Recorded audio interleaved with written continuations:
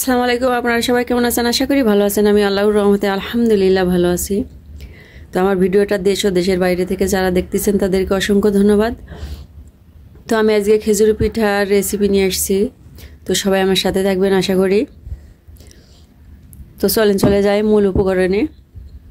আমি আবারও চলে আসলাম আপনাদের মাঝে পিঠার রেসিপি নিয়ে, খেজুর পিঠা। তো আমি এখানে হাফ কেজি মতো দুধ দিয়ে দিচ্ছি।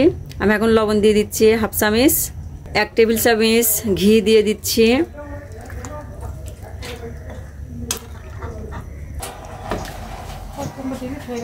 তো দুধের বলও কুটে আসছে, আর কিছুক্ষণ আমি জাল দিব। তো আমি এখন আটা দিয়ে দিচ্ছি।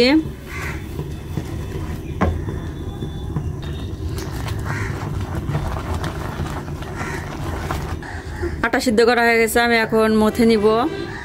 তো আমি আটাগুলো ভালোভাবে মথে নিচ্ছি। তো আমার ভালোভাবে মথে নেওয়া হয়ে গেছে, আমি এখন এতটুক করে নিয়ে নিচ্ছি। তো আমি এইভাবে লম্বা করে কেটে এতটুক করে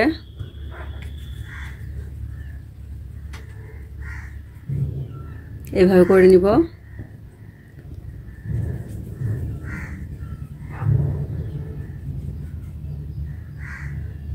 এখন আমি এইভাবে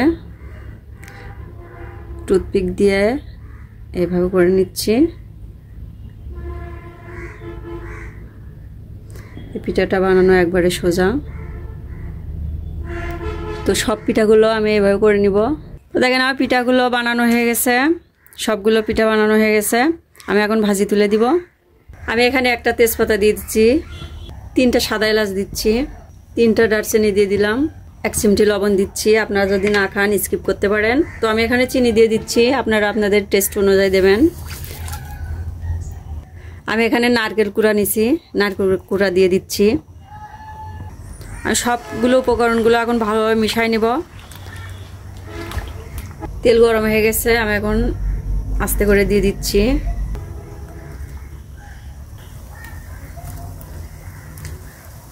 আমি মিডিয়াম জালে ভেজে নিব, তাছাড়া পুড়ে যাবে।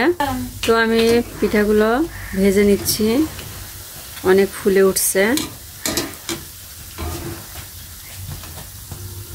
পিঠা একটা ফুলে ডাবল হয়ে গেছে। তো আমি এখন পিঠাগুলো উঠাই নিচ্ছি। আমি এখন দুধের ভিতর দিয়ে দিব একবারে। পিঠাগুলো দুধের ভিতরে দিয়ে দিচ্ছি। তো আমি সবগুলো পিঠা এইভাবে ভেজে ভেজে দিয়ে দেবো দুধের ভিতরে। তো আমি সারা রাতের জন্য পিঠাগুলো রেখে দিব।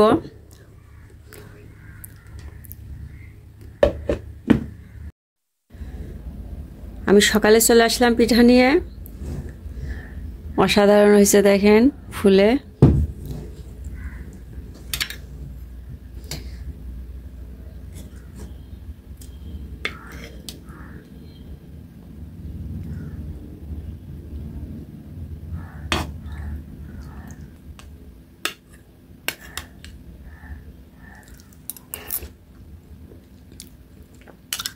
অসাধারণ হচ্ছে খেতে। তো সবাই ভালো থাকবেন, সুস্থ থাকবেন। আসসালামু আলাইকুম, আল্লাহ হাফেজ।